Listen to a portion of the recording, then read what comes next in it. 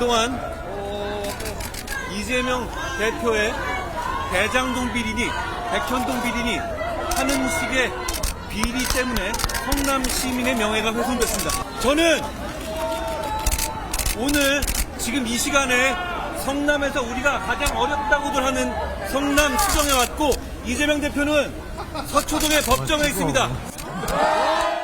국민을 위해서 쓰라고 권한을 맡겨놨더니 전혀 엉뚱한 용도로 권한을 남용하고 있는 현장이죠. 그리고 그 책임자들은 책임을 지는 게 아니라 오히려 꺾기를 가고 있는 것 같습니다. 국정농단이라고 하는 대표적 사례가 바로 이 양평 고속도로 종점 변경 사건이라고 생각합니다. 네, 한 주간 여론 흐름 짚어보겠습니다. 배종찬 인사이트 K 소장, 이강윤 전 한국사회여론연구소장 나오셨습니다. 어서 오십시오. 안녕하십니까? 안녕하세요. 배 소장님, 갤럽에서는 국민의힘과 민주당 지지율이 소폭 하락했고 MBS도 마찬가지입니다. 리얼미터에서는 국민의힘 지지율이 상승세를 보였습니다. 총선을 한 달을 남겨놓은 시점에서 각 당 지지율 흐름 어떻게 보고 계세요?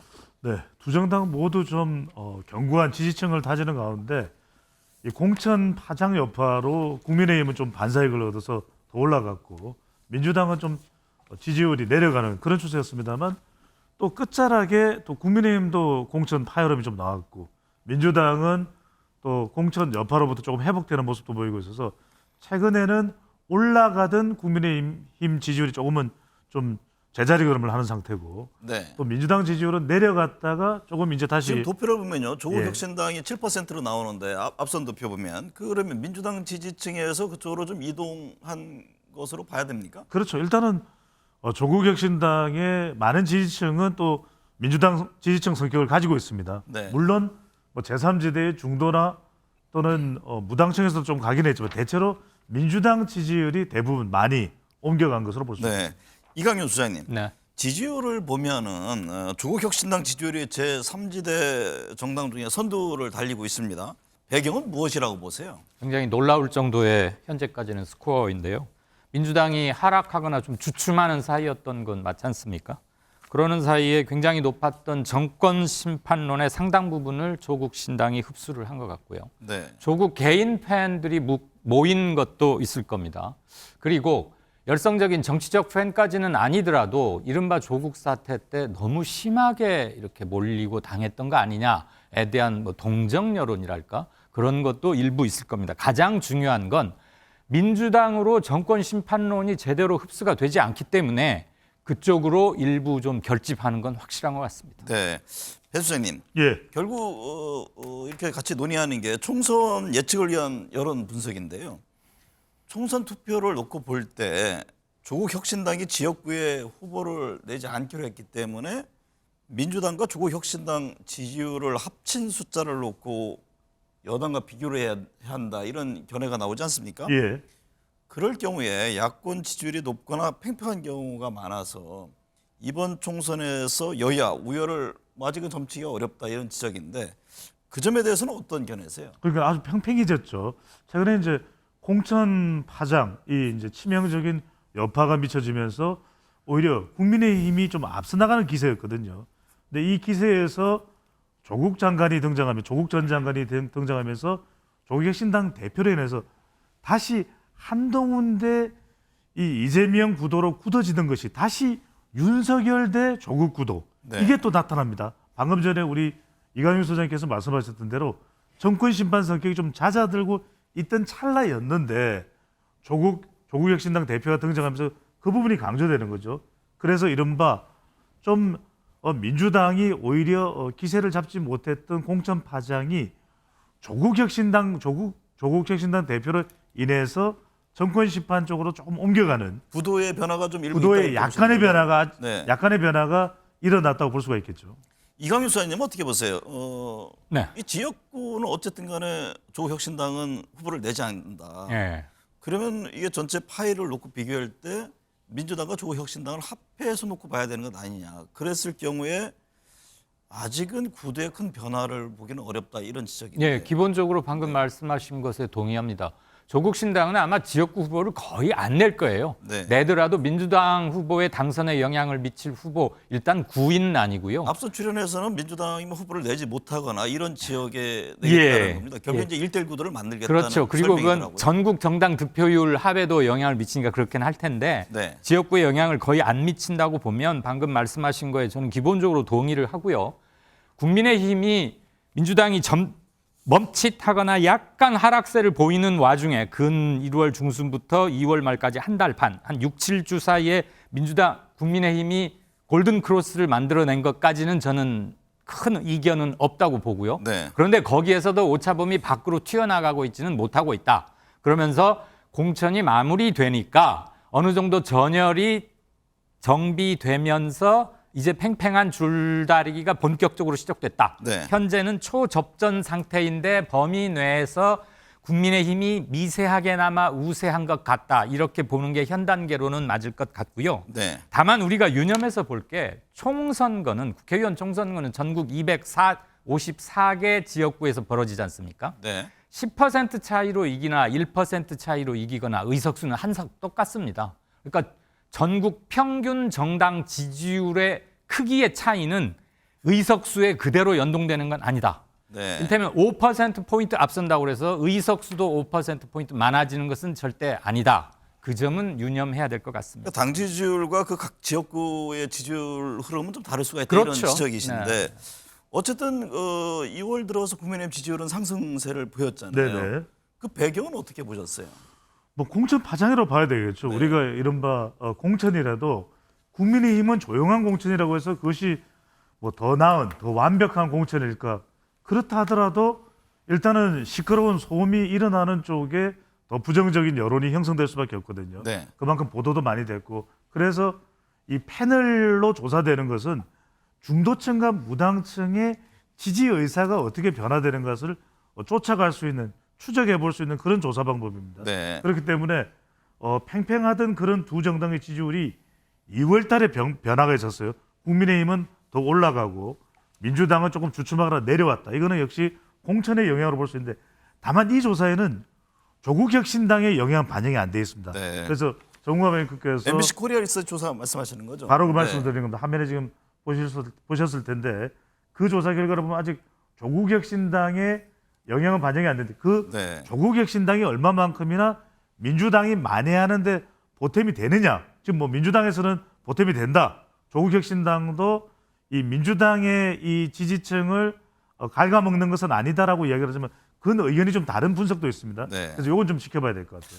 이강윤 소장님, 방금 당 지지율 국민의힘 지금 앞서는 조사가 나왔는데요. 네. 근데 갤럽과 MBS 조사를 보면 이번 총선에서 정부를 견제해야 한다는 응답이 힘을 실어줘야 한다는 응답보다 높게 나오고 있습니다. 예. 그럼 이번 총선 성격을 어떻게 봐야 할 것인지 이 대목인데 네. 과거에는요 총선 한 달 전에 이 같은 흐름이 최종 결과와 어떤 그 상관관계를 보였습니까? 우선 그 말씀부터 답변 드리자면 네. 한 달 전에 표심이나 여론 지형이 거의 그대로 일치했었습니다. 네. 그러니까 큰 돌발적인 그런 게 없지 않는 한, 네. 있지 않는 한 이대로 간다고 보는 게 여지껏 패턴은 맞는데 그럼 이번 총선도 과거 그것과 똑같다고 보느냐 약간의 변동 요인은 있고요. 일단 한 열흘 전부터 갑자기 나타나기 시작한 조국 신당 이런 것도 상당한 변수로 봐야 되겠죠. 네. 지금 굉장히 많은 여론조사들을 접하실 텐데 갤럽과 NBS의 특징 중에 하나는 여론 특별히 언론사의 의뢰 없이 자체적으로 자율적으로 한다는 특성이 좀 있죠. 네. 그리고 갤럽은 주관식 답변도 허용한다는 점에서 좀 이채로운 점이 있고요.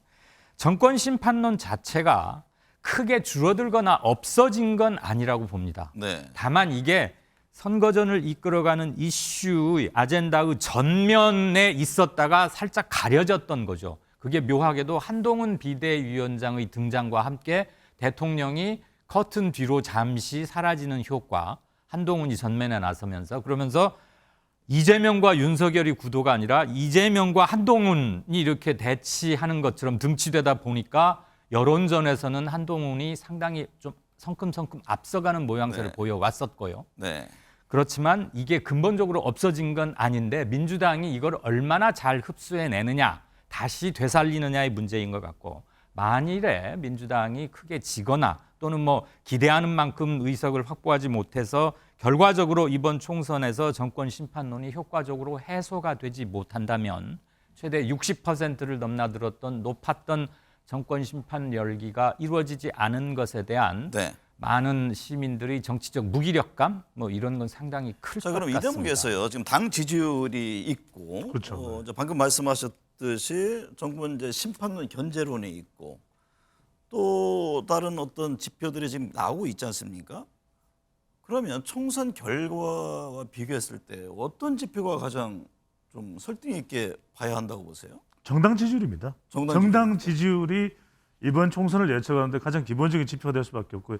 왜 총선 구도로 이번 선거를 예측하기가 힘드냐 하면은 정부를 견제하기 위해, 정권을 심판하기 위해서 야당의 후보들이 더 많이 당선된다는 것이 높아요. 근데 여기는 중도층까지도 야당 쪽에 무게를 싣는 여론이 높은데 민주당이 이 지지율을 가져가지는 못하는 겁니다. 그러니까 대통령의 부정평가가 거의 50%대 중반 되는데도 결과적으로는 네. 그 지표가 소용이 없는 것이 민주당이 그 지표만큼 못 자, 짧게 가져간다. 이제 정당 지지율이라고 말씀하셨고, 네. 이광윤 수사님은 극단적으로 하나만 고르라면 네. 서울 지역의 표심이 이번 총선 전체를 판가름할 것으로 보입니다. 그러니까 저희들이 이제 여론조사 계속 분석을 하고 있는데 네. 정당 지지율인지 아니면 심판론인지 견제론인지 네. 여러 가지 지표 제목 항목들이 있는데 예. 어떤 점을 좀 눈여겨봐야 하느냐 이 질문입니다. 뭐 답변이 길 필요가 없는 네, 부분이거든요. 저는 정권 심판 여론이 어느 정도 변화를 보이느냐, 네. 그게 흡수가 두 되느냐를 분의 이제 고르. 이 부분에 대한 의견이 좀 다른데 이 뒤에서 좀 더 다시 보겠습니다.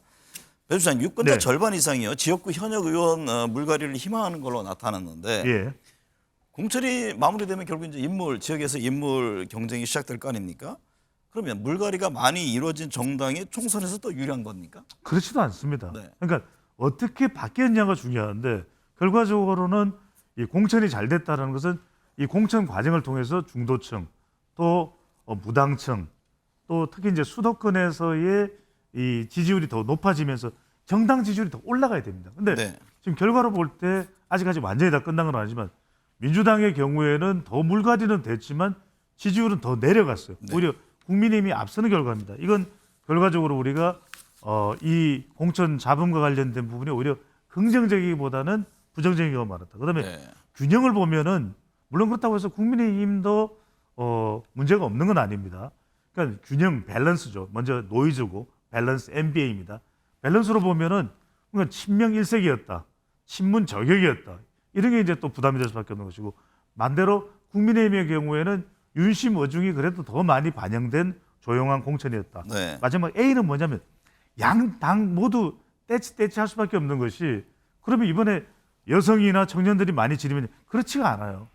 이번에도 마찬가지로 여성 지역구 공천 비율은 현저히 낮습니다. 오히려 4년 전보다도 지금까지 확정된 지역구 공천자 수를 보면 비율을 보면 4년 전보다 더 낮아요. 네. 이런 걸 따져본다면 상당히 뒷걸음질 친 공천일 뿐만 아니라 물갈이가 이런 식으로 많이 된다고 해서 총선에는 결코 유리할 수는 없는 것이겠죠. 이광윤 수사님, 네. 한동훈 비상대책위원장과 이재명 대표가 지금 격전지를 순회하면서 표심 잡기, 특히 이제 중도층 표심 잡기에 열중하고 있는데요.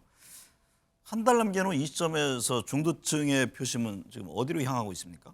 한동훈 국민의힘 측이 여론전에서 조금 앞서가고 있는 것으로 보입니다. 네. 두세 달 전에 비해서 중도층의 정치 성향은 국민의힘 지지율이 조금 더 올라간 반면에 민주당은 정체 이거나 소폭 하락 이런 변화는 확실해 보입니다. 네.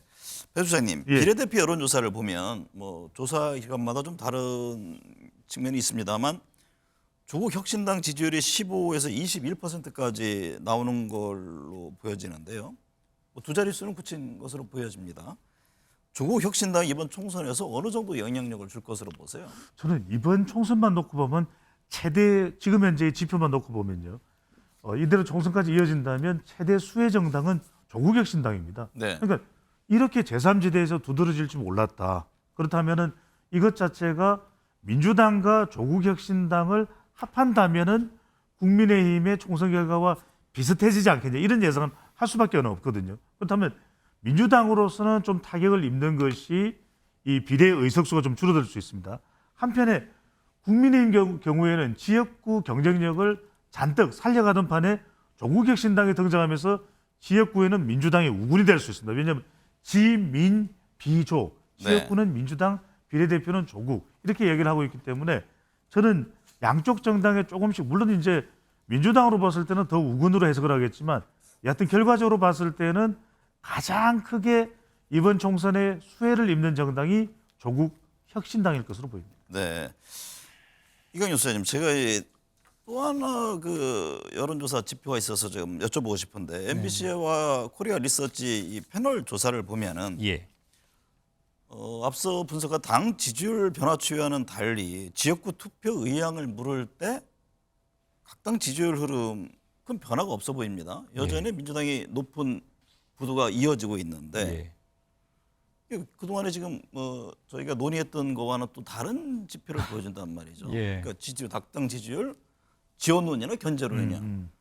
지역구 투표 의향을 물었을 때는 또 이런 흐름이 나오는데 이건 어떻게 봐야 합니까? 그게 전체 정당 태도나 입장에 대한 총괄적 지지 여부와 특정 권역, 블록 또는 선거구별 상위점이 함께 혼재돼 있어서 데이터끼리 상충하는 게 아닌가 하는 그런 일종의 착시 현상, 일종입니다. 그런 게 생기는 시점이 아닌가 싶습니다. 그리고 네. 앞으로 한 달쯤 남았는데 한 번 더 출렁거릴 소지는 충분히 있다고 보고요. 어쨌거나 많은 진통과 뭐 그런 게 있었지만 공천은 끝나가고 있지 않습니까? 네. 그러면 이제부터 시작이다라는 생각이 유권자나 시민들에게도 일정 부분 들 것으로 생각이 됩니다. 네. 다만 한 가지 변화가 있었던 것은 야권 성향의 지지자들 중에 이재명 리더십 이게 조금 문제 있는 거 아닌가? 이거 지지하는데 조금 선뜻 뭐가 좀 마음에 걸려 이렇게 생각하는 분들이 좀 늘어났다. 그건 확실한 것 같습니다. 근데 그것이 투표 행위에 어느 정도로 기민하게 반영될 수 있느냐는 앞으로 할 탓이겠죠. 배 주장님, 네. 패널 조사의 경우 일반 여론조사와 어떤 좀 차이점이 있을 텐데요. 그렇죠. 네. 뭐 장단점을 서로 다 지금 얘기를 할 수 있을 것 같고 지역구 투표 의향의 경우 앞서 이제 화면을 봤습니다만 코리아 리서치에서는 오히려 국민의힘과 민주당이 앞서는 지지율 격차가 더 커졌습니다. 네. 이거 어떻게 해석해야 합니까? 그렇죠. 이거는 왜 그러냐면은 패널 조사의 특징은 더 굳어집니다. 그런 의향 자체가 일반적인 우리가 정당 지지율을 실시할 때는 대체적으로 우리가 어느 정당에 대한 평가의 성격이 강하지만 패널 조사의 특징은 뭐냐면 처음에 이 사람이 이 패널 조사에 처음 응답을 할 때는 어느 정당을 지지한다고 응답을 했다면 그 다음번에 특별히 아주 큰 이유가 아니면 지역구에 실제 투표를 한다는 의향은 더 강해지기 마련입니다. 그래서 우리가 주의를 기울여야 될 건 뭐냐면 실제 선거의 결과와 이 패널 조사의 결과 같을 거냐 다를 수가 있어요. 네. 무슨 말씀인지 알겠죠? 그러니까 패널 조사의 특징은 한번 어떤 정치적 선택을 했을 때는 그 흐름이 더 강해져서 가기 때문에 그런 특성이 나타날 수 있는 것이고 정당 지지율을 물어볼 때는 방금 전에 우리가 자, 앞서 이쪽에서는 그럼 이런 반론을 합니다. 네. 그 패널 조사는 어쨌든 간에 샘플링을 갖고선 기존에 했던 그대로 이어지는데 예. 지금 여론조사 나오는 것은 때로는 보수, 때로는 진보, 과표집이 일어난다. 그렇기 때문에 거기에서 일종의 착시 현상을 주는 경우가 있다라는 그런 또 반론이 있잖아요. 그렇죠. 그런데 이제 보수나 그러면은 중도나 진보의 숫자를 통제할 수 있냐면 통제할 수는 없습니다. 그러니까요. 그래서 이게 어느 쪽에 좀 비중을 둬야 될지 이게 좀 시청자 입장에서 굉장히 좀 헷갈리거든요. 예, 과표집 논란이 일부 일었는데요. 네. 저는 여론조사에 임하는 사람들이 나의 정치적 성향은 보수다, 진보다라고 답하는 항목이 있거든요. 네. 거기에서 우리가 그동안 봐왔던 경험치에서 크게 높아가거나 크게 낮게 빠진 게 아니라면 과표집이라고 말할 근거는 없습니다. 왜냐하면 전 국민의 몇 퍼센트가 보수다, 몇 퍼센트가 진보다라고 딱 정해진 게 없거든요. 네. 그리고 법률적인 근거가 없는 것은 당연하고요. 여론조사 기관에서는 전화 면접을 하거나 그러니까 ARS 패널 조사가 그러면 네. 일반 여론조사의 유의미성을 어디에 둬야 됩니까? 패널 조사를 짤 때는 그 전국적 그동안의 누계에 따른 대강의 퍼센트에 맞게 애초에 패널을 준비합니다. 네. 그렇기 그러면 때문에 그거는 변화가 훨씬 더 이렇게 말씀을 의제와 이수별로 패널들이 응답하는 네네. 흐름의 변화를 볼 수 있다는 점에서는 의미를 줄 수 네. 있겠죠. 자, 잠깐만, 총선 짧게만 좀 관심 제가- 지역구 여론 몇 가지만 예, 살펴볼게요. 예. 이게 그 전에 짧게 넘어가죠. 짧게만 좀 네네네. 말씀드리면, 그러니까 제가 실제로 언론사와 패널 조사를 했던 경험이 있으니까 패널 조사는 이 개인 응답자가 어떻게 마음의 변화가 일어나는지를 알기 위해서 패널 조사를 하는 것이지 선거의 결과와 비슷하게 접근하는 게 패널 조사의 성격은 아니에요. 네. 총선 관심 지역구 몇 곳 좀 살펴보겠습니다. 여론조사 꽃 결과를 보면 서울 49개 선거구 중에서 민주당 우세 지역이 29곳인 것으로 나타났는데 이게 어떤 판세의 변화가 있는 건지 아니면은 그대로인 건지 좀 서울 표심은 지금부터 시작이라고 봐야 할지 어떻게 진단해야 합니까? 그러니까 변해온 것만 보면 일단 한강벨트에서 뭐 국민의힘 우세가 나타난 것이고 그 전에 지금 이 더불어민주당 현역 의원들이 다수거든요. 네. 이 서울에서 이제 민심 변화가 크게 일어난 이유는 뭐 부동산 이슈도 있겠습니다만 민주당의 서울 지지율이 점차적으로 흔들렸던 부분. 네. 그것이 이제 뭐 공천 파장이 됐든 어쨌든 간에 그런 부분 때문에 서울에서는 국민의힘이 지난 총선과 비교를 해보면 상당히 이 우세 이 변화의 그 조짐이 있는 것이고 네. 최근에 그러한 변화의 가장 큰 특징은 한강벨트에서의 좀 더 적극적인 변화, 한강벨트에서는 어쨌든 변화가 그렇죠. 있다 이런 지지율의 변화 이렇게 네. 볼 수 있겠습니다. 이강윤 수사님 예. 이 시점에 특정 조사를 토대로 몇 개 관심 지역구 좀 보겠습니다. 이게 뭐 모든 지표를 대신하는 것은 아니라는 점을 우선 말씀을 드려야 될 것 같고요.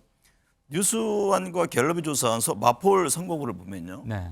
민주당 정청래 의원이 국민의힘 함은경 후보를 앞서는 것으로 나왔네요. 예. 여기는 뭐 자타가 공인하는 정청래 아성이라고도 하지 않습니까? 그런데 서울 지역에서 전반적으로 국민의힘 지지율이 상승 중입니다. 네. 지난 대선보다 조금 더 그 폭이 커지는 것 같아요. 그렇다고 보면 상승세를 일단 타고 있는 국민의힘의 서울 지역에서의 여론과 정청래 아성 사이의 힘겨루기일 텐데 그 붙은 면면이 또 함은경 씨가 한때는 운동권의 상징이기도 했지 않습니까? 그렇죠. 그 뒤로 여러 번, 뭐 4번인가 선거에 나왔고 잘 안 풀린 점은 있는데 그래서 누가 더 진짜 운동권의 뭐 지명도 대결이냐 그렇게 볼 필요는 없을 것 같고요. 국민의힘이 어디까지 팽창하는지를 하나 볼 수 있는 것이죠. 그리고 네. 이재명 리더십이 상당히 좀 흔들리거나 도전을 받고 있는 상황인 건 맞는데 이재명 리더십의 가장 뭐 행동대장 또는 오른팔이라고 할 수 있는 게 정청래잖아요. 네. 그것을 시민들이 어떻게 평가하느냐 바로미터가 되겠죠. 네. 아직은 조금 정청래가 좀